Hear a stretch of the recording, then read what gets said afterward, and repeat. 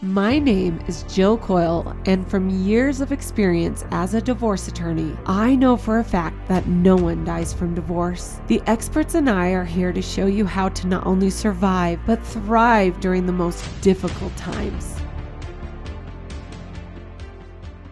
Welcome to another episode of No One Dies from Divorce. I'm excited for my guest today, Joanna Boyd. Thank you so much for being here.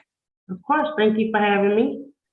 I have been watching Joanna on Instagram for the last little while, and I am super impressed with what you're doing and then the message that you're getting out there, Joanna. So when I asked my assistant to see if you would join my podcast and you said yes, I was like fangirling a little bit. I was like so excited.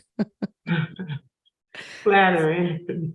So I'm going to introduce you to all my listeners. So Miss Boyd was born and raised in Atlanta, Georgia. She attended Georgia State University, where she studied the legal issues track in criminal justice and sociology. She then attended Atlanta's John Marshall Law School, where she became an active member of the Student Bar Association, Black Law Student Association, and Georgia Association of Women Lawyers, Criminal Law Society, and Family Law Society. Ms. Boyd has worked through cases dealing with divorce, alimony, child custody, everything encompassed when it comes to family law issues. She also enjoys volunteering for multiple nonprofit organizations and has experience in public speaking. She has mediation training as approved by the Georgia Office of Dispute Resolution and has proven herself to be prepared for all negotiations or courtroom appearances. As a mother, Ms. Boyd is keen to advocate for clients seeking an outcome that is in the best interest of their children. Outside of the courtroom, she is committed to creating the best possible life for her little one and is not afraid to use the same advice she gives on a daily basis to do so. Ms. Boyd is a huge fan of football and follows her home team, Atlanta Falcons. She is also a lover of music, dance, art, and all things creative. That's amazing. Welcome to the show, Joanna. Thank you so much, Ms. Paul. And you can call me Jill. I know that you are super Southern. I am from Utah, even though I live in Dallas now, and we can be a little less formal, which sometimes I know is hard. I get called Miss Jill all the time, and I'm always like, it makes me feel old, which is weird because I think I would like it better than ma'am, but Well, I can go with Jill. I'm fine with that too. Whatever. All right. So I want to hear a little bit more about your backstory and like how you kind of got to where you are right now. I like to think that family law chose me. I always wanted to get into criminal defense and politics and dealing with mass incarceration, racial disparity in the criminal justice system. I had all of these things I wanted to do. And then I also had bills and I couldn't find a job. Yeah. And I actually found a family law job first while I was in law school. And it's crazy because I was really, really good at it very early on. From there, I continued on that path to a couple of other firms, finished school, got out of school, and already had the blueprint for how to work those cases. So it's pretty easy to kind of jump out there and get things going from there.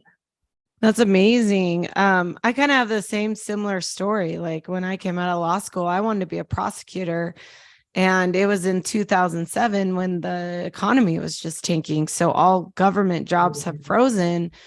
And so I just had to find a job, and it ended up being at a small boutique law firm, and he ended up doing everything litigation and would just throw all the family law cases at me. And so that's how I got introduced to family law as well. It was meant to be. Yeah. Well, and you probably agree with this, but family law takes a certain kind of personality.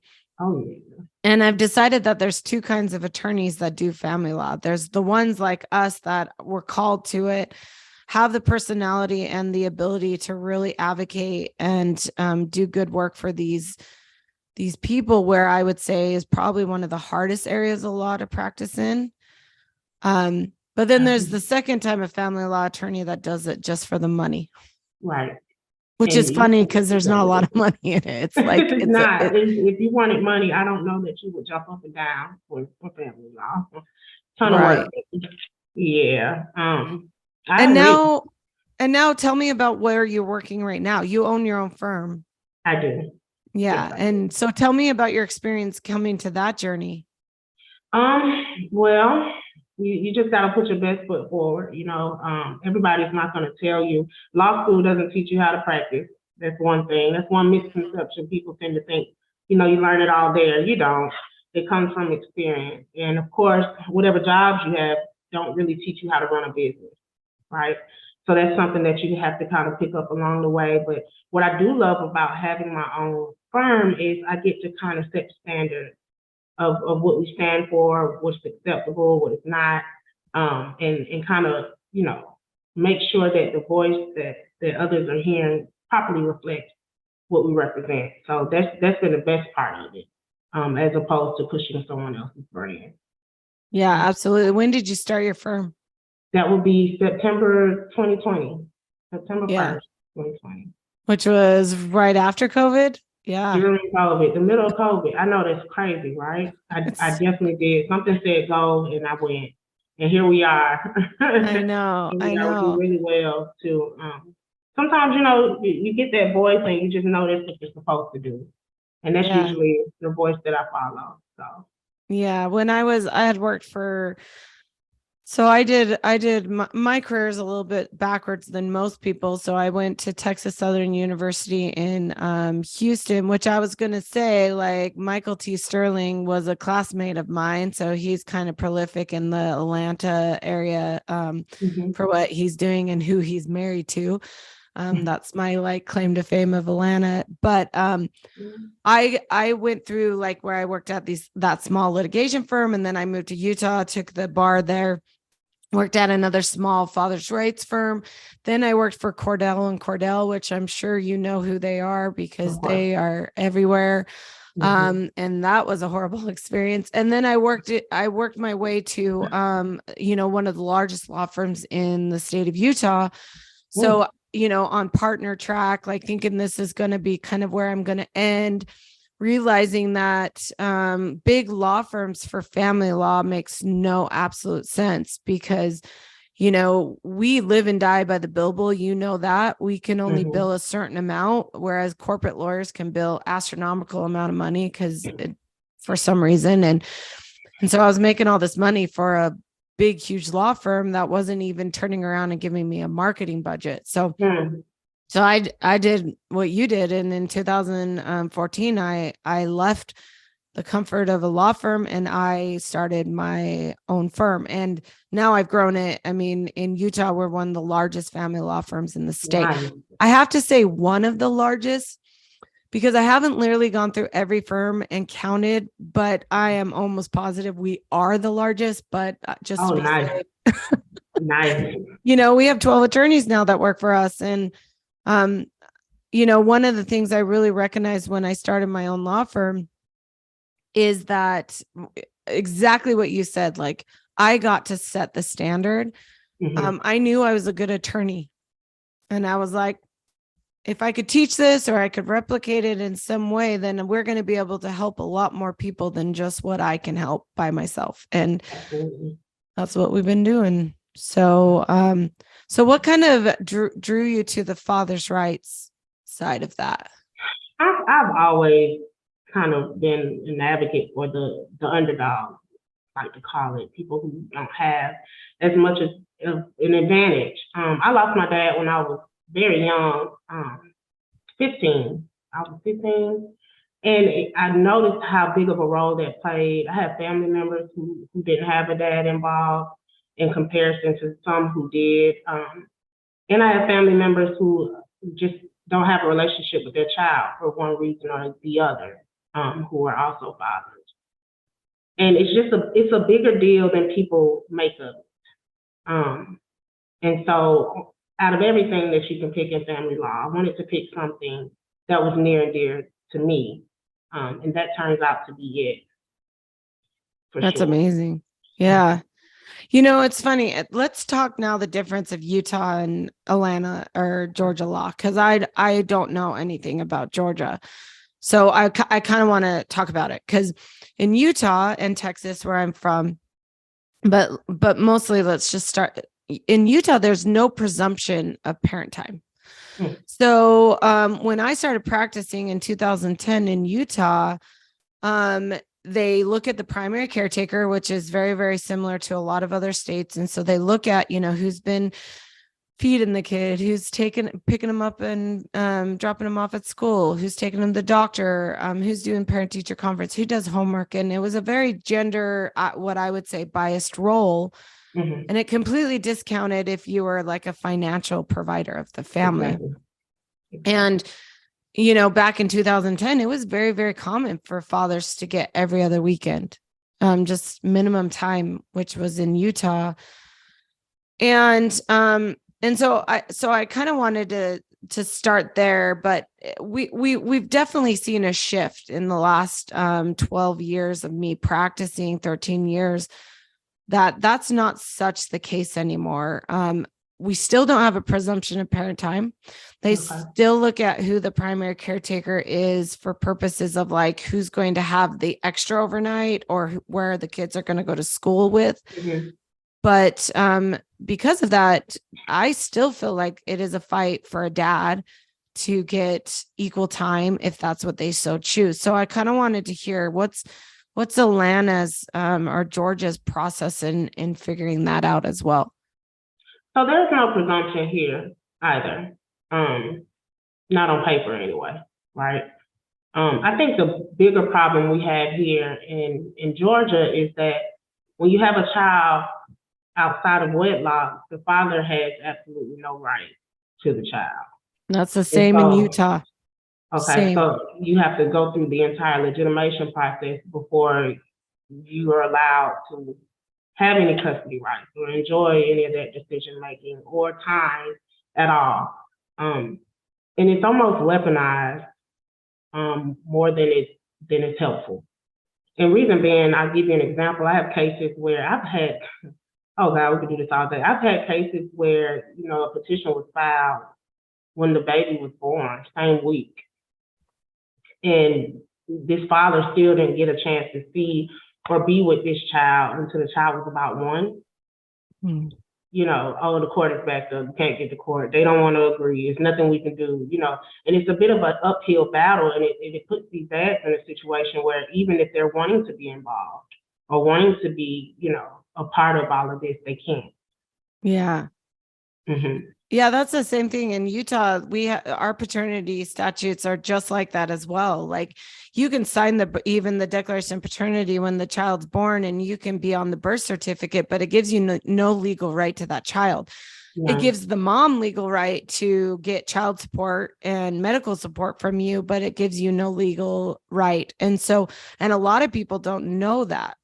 I would assume that, Utah has a very high percentage of marriage rate. Like everybody gets married here. Right. So we probably don't see it as much as you, but I would assume that that's a major issue. Do you see like anybody in the legislation, like trying to change that? Oh, there's this House bill that's been up for a while. I need to follow up on it. Last I checked, it hadn't passed. It's HB 96. And what it's supposed to do is change that presumption from, and I don't know how that's helpful with legitimation, because even still, you have to get legitimated. So, it's supposed to change the presumption from nobody to joint. So when you walk in the courtroom joint, that'd be great if they actually apply it. We know how discretionary family law is, and I don't know how many cycles of judges you probably have to go through before you actually see someone implement it, but kudos to them for bringing it up. I just think that there's nothing on the book that's talking about changing legitimation, or I just feel as though once you've established paternity, I don't know why there are all these extra steps. Right. And paternity can be established during pregnancy. Right. I mean, if that were the case, you could knock that out pretty early. Because what happens is oftentimes relationships fall apart. I don't know if you have children or not. I know I have 4. You have 4. Well, then Yep. Your mood changes, everything changes. It takes a lot to stay together when you procreate. And a lot of people don't make it after children. They could have had a great relationship prior to kids, you know. And it almost enables the mom, it's not even almost, it does pretty much enable mom to kind of use that child as a weapon again, you know, out of Mm-hmm. anger or spite or whatever it might be. A lot of times that's what we see. Very rare. And, you know, I get a lot of lash back on, well, what if it's not a good dad? Okay, and we see that sometimes. Sometimes, not often. You know, it's hard to say. You know, the court doesn't really work retroactively. The court's not proactive. Something Right. happens, and then the court says, "Okay, we're going to stop this from happening." It's not, "Oh, I think he's going to do something wrong. I think this. I think." It has to be something that's happened or is fairly reasonably going to happen, right? As Right. opposed to this is what I think, without giving someone the opportunity to actually be a parent. Yeah. And that's, I think that's where the problem is coming in, because it works both ways. So Yep. now you can't get in there and show that you're a good parent because you haven't done that yet. And of course, they're not keeping you from trying to be a good parent. You just got to get in there first. Yeah. So, Yeah. There's so many issues with it as well, because like, first of all, in Utah, child support's tied to exactly how many overnights you have. So, if right. you want more child support, you're going to clearly fight for more overnights. So right So much there. incentive there. Yeah. So you see it used as a weapon a lot, in Utah, whereas in Texas, it doesn't matter if you have joint or sole conservatorship, your child support's the same. Okay. So that takes that down a ton to fighting over, and using custody or parent time as a weapon. Right. Um and and I agree with you, like, especially with, if they're not married and maybe they're a little bit younger, or they don't have any other kids. That's a big argument. I feel like we hear a lot, is like, oh, he doesn't know how to be a dad. Well, Mm-hmm. you didn't know how to be a mom until you just Exactly. like had that baby. Like, you're You all just started. learning there. Yeah. I'm The with you other on that. the other thing I loved what you said. Like, we speak a lot of very similar, I think, things, is that, you talk about, like, well, what if he's a bad dad? Exactly. Like, what if he's a great dad? Right. There's a lot of times where we like to combine the fact that he was a bad partner with Mm-hmm. that, therefore he's a bad parent. And so Exactly. I'm always telling people, like, you have to separate that. Like, you have to separate the bad person, which, Mm-hmm. great, you're divorcing him or you're leaving him. You don't have to be together with that bad, person that you didn't connect with anymore. But it doesn't necessarily make it so that they're automatically a bad parent. um and I talk about this a lot. Like, if you guys, the way that you can start being on the same page of co-parenting, even if you guys do not agree or see anything eye to eye, is you can start at least this base, at the basement. You can get to the very ground floor, and you can look at each other and say, I want what's best for my child, Mm-hmm. and you want what's best for our child. Mm-hmm. That's it. If you get to that very, very basic, belief that you both want what's best for your child, maybe you don't do it in the same way. Maybe you have different tactics of parenting. Yes. Um, but at the end of the day, you want what's best for your child. Um, so let him be part of that child's life, Right. right?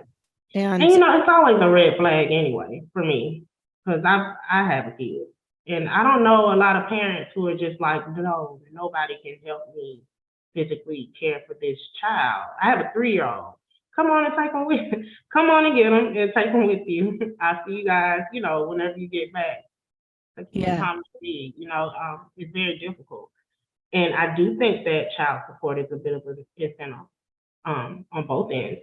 In all honesty, you know, you have that deviation when you have joint custody. So sometimes you run across dads who, oh, I want joint custody and no child support.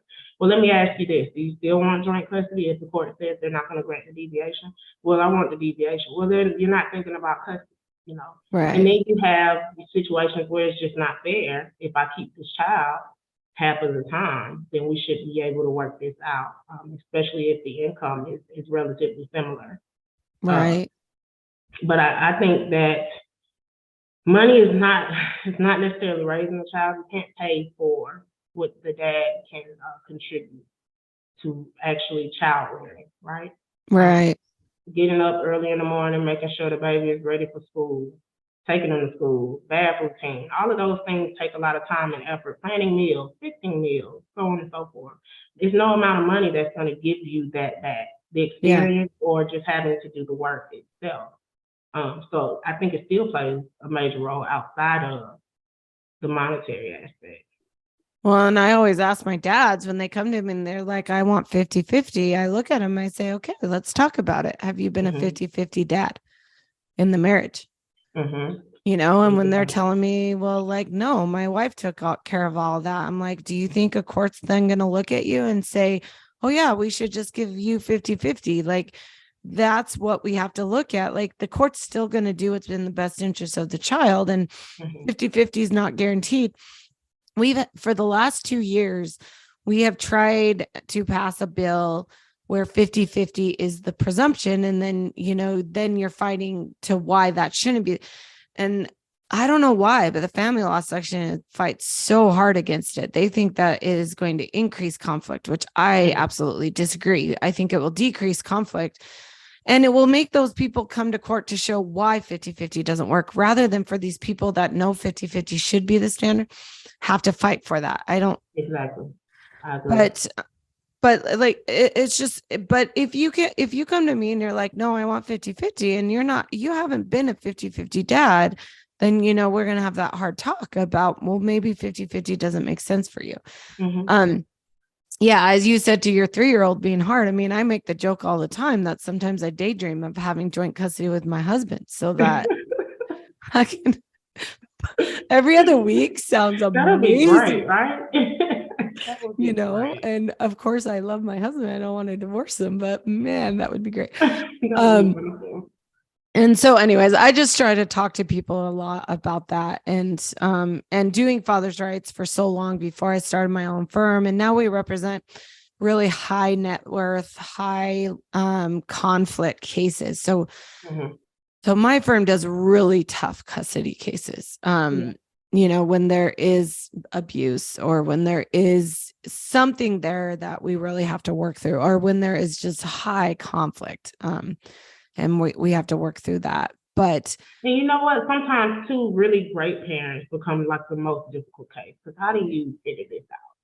yeah, Especially if you're dealing with a judge who you have judges who will tell you flat out, I don't do joint custody, and it's like, okay, I tell my clients all the time, joint custody is like having primary half of the time, you know. yeah, So you come to me and you want joint custody, and I'm like, well, what's the baby's pediatrician name? Oh, I don't know. Well, what's their teacher's name? I don't know. Well, what are they studying right now? I don't know. You know what I mean? And it's just you have to kind of put yourself in the position of what you want before you ask for it. That way, when we get there, you can say, hey, these are all of the things that I'm involved in. I know all about the whole routine. I think another issue that I run into a lot when dealing with shared parenting time is the two very different homes, right? Joint custody is usually for parents who get along at least well enough to keep some continuity between the house. Because mm-hmm. imagine being a kid and you come into one house, you got this set of rules, these standards, these morals, and you go to another house and it's completely different, and now you're switching back and forth. It's a lot. So you want to have a co-parent where the two of you are on the same page, um, just to keep the child on the Right. same page. Mm-hmm. Yeah, absolutely. And there's been so many studies in the last several years about the importance of having both parents at frequent and consistent contact with the children.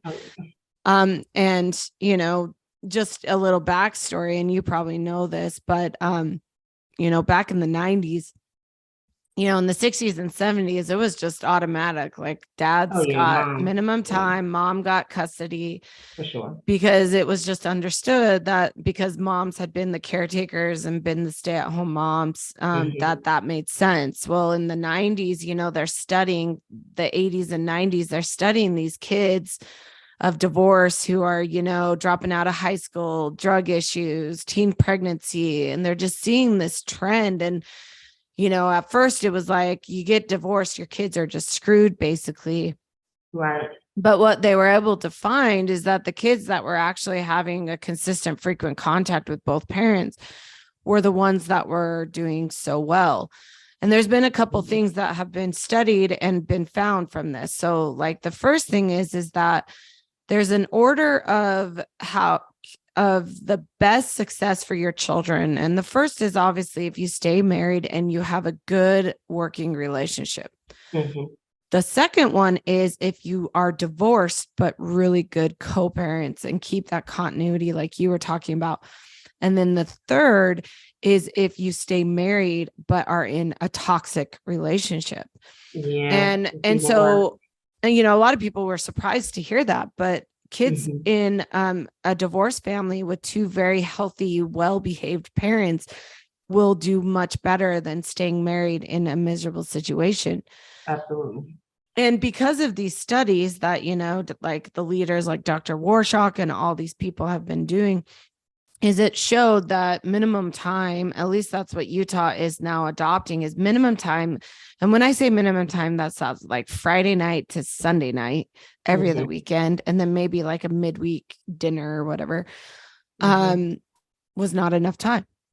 Agree. And so they really wanted to not necessarily like equalize it, but give these kids more frequent, consistent contact with both parents. So Utah, like, I don't know, 7, 8 years ago, adopted this like 60-40 split Mhm. where Okay. it takes that every other weekend, but it adds the Sunday overnight. So you have Friday to Sunday or Monday morning, but Mhm. then that midweek that you normally would get became an overnight. So Thursday overnight. So you'd get Thursday to Monday one week and then a Thursday overnight on the off week. Mhm. And that has been kind of a really popular schedule in Utah that a lot of people are working. I just didn't know, like in Georgia, have they like proposed something like this? Is that a schedule You that know you're what? working or? I am very creative with my parenting plan, Okay. especially anytime you get to present it, you have your reasoning why you think it's better. And so I get very creative. I usually would do a Friday to Monday, especially if the parents don't get along, because now the argument is, look, you don't have to see each other as much. You're going to pick up from school, you're going to drop off at school. So all the toxicity, that was going on before, you should be able to miss that part, right? Yeah. A lot of times I would try to get in a Thursday. You just start checking on days. I would do a Thursday to Monday, right? And then do the midday in between. It just depends on the parties. It depends on what's going on. Especially if you have someone that lives relatively far. The closer they live together, the more time I end up asking for. All of those things kind of play a role. But I like to. I don't have a one set. Georgia's standard time is usually like a Friday to Sunday, and then that one overnight during the week. That's standard. And then of course split holidays. Okay. I generally would start with like a Friday to Monday, um, Okay. and then work up from there. So And in Georgia, it doesn't matter. Like, where do you go? I don't know what you guys call it. Is it conservatorship or custody? Where do you go from like being sole or primary to like joint? well, it's just all you have two types of custody, legal and physical. All you have is the primary physical custodian, and then you have like a secondary. It's not even called secondary. You just have a Mm. primary, and then you have the other parent who has the parenting time. So So whoever has one more overnight will be considered the primary custodian. yeah, and I And mean do that's you the see difference. and do you see like so many problems with that as well? Oh Because it's yeah. I mean like, that's the difference right there. I've seen people fight for just that little bit of overnight just to claim the child support. And that's where your deviations come into play because now you can ask for a parent time deviation. Hey, we basically have joint custody. I think we should knock the majority of this off because while the kid is with me, he's also running up my electricity. I have to pay for food and things of that nature while they're here. And those are the arguments, you have to leave it to the court. And that's the really sticky thing about all of this. These courts have all of the discretion. I don't know what type of parenting plan they have in their own life or whether or not they feel a way. I don't know if their wife cheated on them and these facts reminded me. I don't know, and you get in front of these judges and you're hoping that they're being unbiased when they're making these decisions. But that's all you can really do because even the law tells you it'll give you all this list of stuff and then it'll say at the court's discretion. So it's Yeah. almost like, why even give us this list, right? So you kind of try to learn your judges. Who's this judge? Are they Republican? Are they liberal at all? What do they hate? What do they like? So, like, if you come up with an agreement, there is still a chance that a judge will just like not sign it. Oh yeah. Okay. Yeah. Oh yeah. It could be exactly what the parents want, and they're like, I don't like this. I think y'all need to meet at the police station to exchange. Well, that's not what we said. We said we were gonna, do this, and you would think that if it worked for the parents, that it should work. But courts have the discretion, and they said, okay, I've seen cases like this before, and I don't think it's gonna work. And it's crazy because they don't know you. That's why I, try to encourage if you can settle. I always encourage my clients. We know all the money comes in when you're talking child. I still always encourage clients to settle. You don't know the judge, they don't know you, they don't know the baby.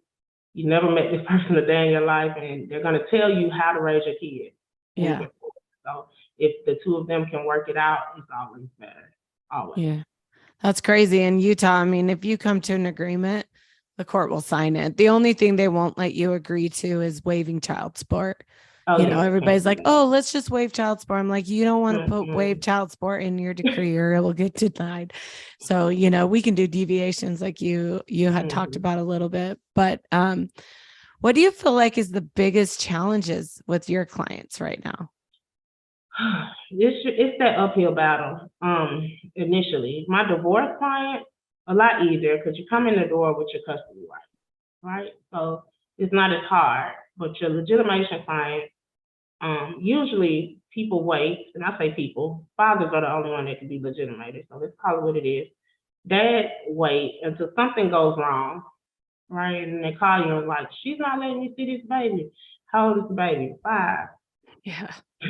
Have you been legitimated? No, and the baby is 5. So now you want me to chase this lady down, and try to get her to sign off on something that she took place a long time ago. If you are gonna have kids outside of marriage, I always say get your paperwork situated early on. I do have clients that called me and my girlfriend is pregnant. I'm like, okay, 3 months pregnant. Okay, well, congrats. I guess we can start something now, but that's smarter because now you're risking it. I've seen legitimations be denied. I've seen a court say, you waited till mom moved to decide to legitimate, even though you've been a part of this child's life all this time. And that's just something that you're risking. That's the discretion thing I keep talking about. And your average client can't afford an appeal. That's just being honest, it's only a certain amount of clients that are going to go through an entire litigation and they still have the funding to try to appeal the decision if they're not okay with it. Oh my gosh, I've been saying this all along, like our paternity laws here in Utah are backwards. I've never heard something like that.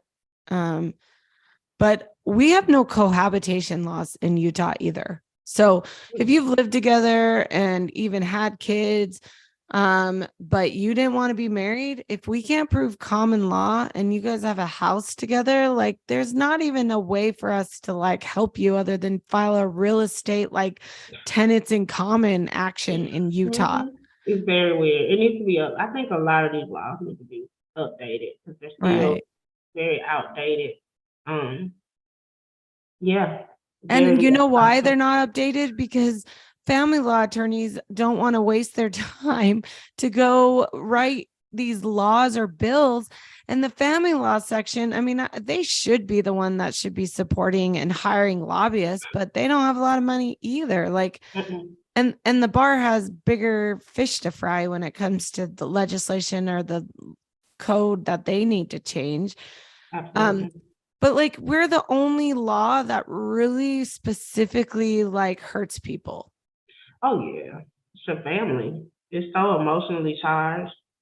Yeah. and then it's like all on you. You got these clients that's going through they're going through something.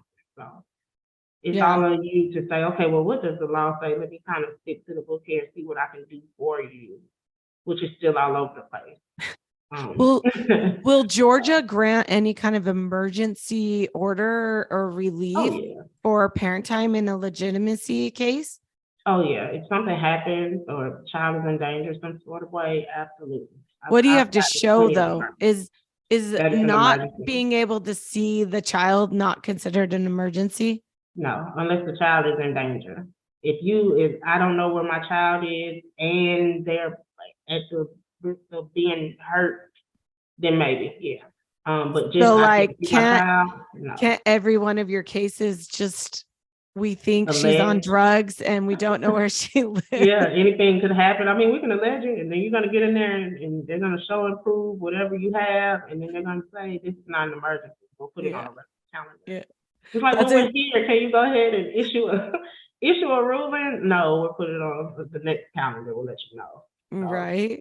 and then Oh you my open gosh. yourself up for attorney fees for even going there. So Really? So it's Georgia just will it's tough. grant attorney fees pretty heavily. It just depends on how the case goes. If somebody is running up your bill, then I can pretty much show that and absolutely have a great shot at fees. That's awesome. Utah is so they it is so hard to get attorney fees here. Unless you can show contempt like on an enforcement action like there's an order and it's so clear they violated it. But like we can fight protective orders cuz protective orders are used as weapons in Utah quite a Oh bit. yeah. And we Oh can, yeah. go to the hearing and we can show it was false and it was done, completely to, get a leg up in a divorce or whatever. Mm, I've, I've Still nothing. rarely seen Wow. attorney fees granted. I mean, it's super frustrating. Yeah, I would imagine so, because now you're putting your client in a position to have to weigh out, the worth of all this. I think a lot of dads should throw their hands up, Yeah. literally, because if you don't want me to be a part of the child's life, you explain it to that child when he or she is old enough. That's why I loved. So I worked for Jolly and Jolly, which was a father's rights firm in Utah, and I love them because they really could help the little guy, like Mhm. the guy that couldn't afford a big retainer who needed just some advocacy to, get legitimized. In Utah, we call it paternity, adjudicate paternity. But and I loved it. I mean, I felt like we were doing some really good work and they're still around and they're still helping, fathers do exactly what you're doing in Georgia. I mean, I love it. We don't do a ton of paternity at Coil Law anymore. Like I said, we've just become this really high net worth, high advocacy. We get super horrible conflict cases that we have to deal with, but it's I just love what you're doing. It's so needed. And I will support you every day, every second before like doing like Cordell and Cordell, who has a national budget and tries to lure people in thinking they can help them. But And you never probably never know who's working your case. I really try to win. I think that's what sets us apart. We have strategy sessions. I need to know exactly what it is my client wants so I can tell them what I think needs to happen for them to get it, or at least get to the closest, in the area of getting it. And I just imagine these larger firms kind of move cases along regardless of what the result is. We have a habit of internalizing some of these results, so we work really hard to yeah, try to make sure you're getting what you're looking for. right. Well, and Mhm. and when you work for yourself, I mean, you get to set that standard. And then, I mean, right off, like I set expectations at my firm, like right off, like this is, expectations, because in Utah, everything is freaking subjective to whatever the judge wants. So there's no winning in Mhm. Utah. It's Oh, literally like, equitable usually means equal, but sometimes a but judge could not just decide always. that that's doesn't what it means. But and Yeah. then we've got alimony, which Oh yeah. is completely subjective. And we have case law and the statute that's supposed to say what it means, but the interpretation of what it means from every single commissioner and or judges, it's All over the place. it's Yeah. all over the place. Does Georgia have alimony? The standard is supposed to be one party's need and the other party's ability to pay. I've seen it go from one end of the spectrum to the next. So, Same. they have all of these factors you're supposed to look into. Are there other assets? Stuff outside of income. How were bills paid throughout the year? How long have they been paid? Physical health, mental health, all that good stuff to see if this other person can support themselves or how long it will take for them to be able to. And I think we have to get out of maintaining this certain lifestyle mentality thing because you don't get to leave the spouse and then keep all of the benefits from the spouse. Like the spouse and the benefits go with the spouse, Oh, but in Utah, that's what they think. They get the best. We get these women that, I represent a lot of men when it comes to alimony cases, high net worth men who these women come in and say, I cheated on you. I don't like you, but I'm going to take as much money as I can from you per month. And oh no. See, here in Georgia, adultery is a barter element. So if I could show you cheated, you're not getting anything from alimony. But you know what? Here goes that discretion thing again. I've seen judges say, you're right, before no alimony. Instead, as equitable division, I'm going to give 60% of the house. And you're like, oh, great. Thanks, Judge. Oh my gosh. It's why I love and hate our job, because it's like it keeps me on my toes. Like I'm always having to learn and grow in my craft and what we're doing and it's very strategic, just like you said, like strategy. And I love that every client's different and we're able to really, lend to the individual. But damn, I'm so sick and tired of going to court and hearing a judge do something that I had no idea, and then sometimes judges try to make it seem like, well, you're the attorney, you should have known. How could I have known that you had a crappy breakfast and you're going to come in here and be the way, like it's just absolutely. Oh my gosh, absolutely. It's hard. It's hard what we do. It is. It really is. I agree. And like you said, it takes a special somebody it's just so emotional and draining, to just take on everybody's problems every day. Yeah. So I agree it takes a special somebody to even want to go through that, Because I'm told personal injury is just, cashing a bunch of checks and just living life free, worry free, debt free, all of the above. Oh my gosh. I actually started a personal injury firm too. I started a female founded personal injury firm. Nice. Because you don't see a lot of women on those billboards. And it does have its challenges, trust me. But I agree. Like they're clearly making the money to be on billboards. As a family law attorney. But one of the things I wanted to, like, if I could give you like a little bit of advice from a business owner to business owner, is I have really strived to create a better work-life balance for my employees. So we bill less at Coil Law. We, we have a metric system that's not just around your billables. I try to allow people to go home and be home versus having to continue. So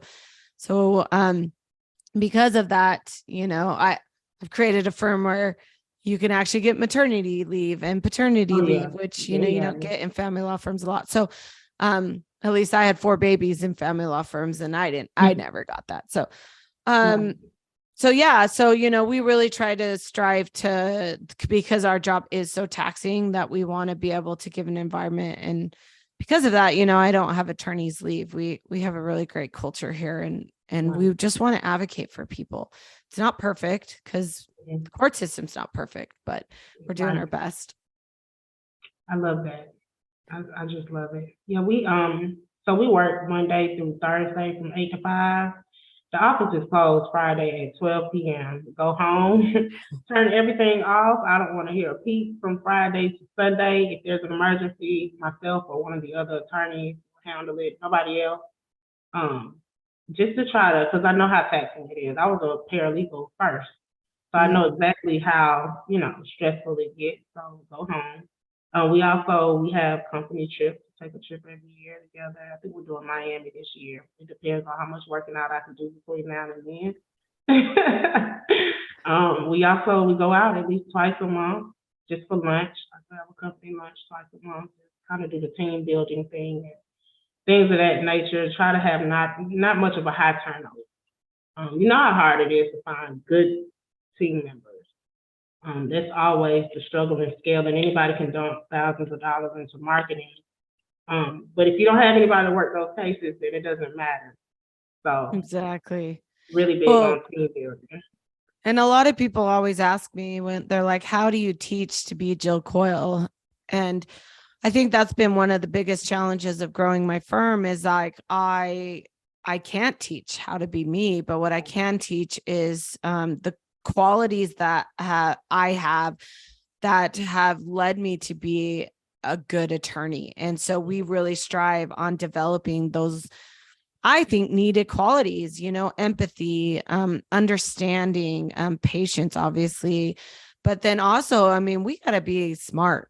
Like family law attorneys, we are smart. We are always thinking on our toes. We're always trying to predict the next step and advocate for you. So there's a lot of things that, but then at the end, like there's only one Jill Coyle. There's only one Joanna Boyd. And That's right. And we want to help as many people as possible, which is why we're growing our firms and being badass women in this community to continue bring the best to you. So Joanna, I love you. I think you're amazing. I'm proud to be another woman in this very, very male dominated world of legal. And I'm a fan of yours. So if you need anything from me, you know where I am now. I'd love to. Absolutely. And if you're ever in Dallas or Salt Lake, or if I'm in Atlanta, I want to call. I want to go to lunch. Of course. Please do. So Joanna, tell everybody a little bit of how to find you, because again, her Instagram is awesome. I love following it. Great videos, great advice. Thank you. You So can find me on Instagram at JG Boyd Law. Our website is jgboydlaw.com. Same for YouTube at JG Boyd Law to pop right back up. That's about the gist of it. You can reach us pretty easily at any of those three. Facebook as well, same handle. that's amazing. Well, great job on what you're doing. I look forward to, seeing all your success, and keep at it, girl. You got this. Thank you, Jill. Thank you. That's another episode of No One Dies from Divorce. Join us next week for another great topic. Thank you for listening to this episode. If you enjoyed, please subscribe, follow, and share. I'd love to hear your questions and feedback. You can contact me at community@jillcoyle.com. See you next time. I am an attorney, but I am not your attorney. Any advice given on the podcast is general and shall not be construed as legal advice.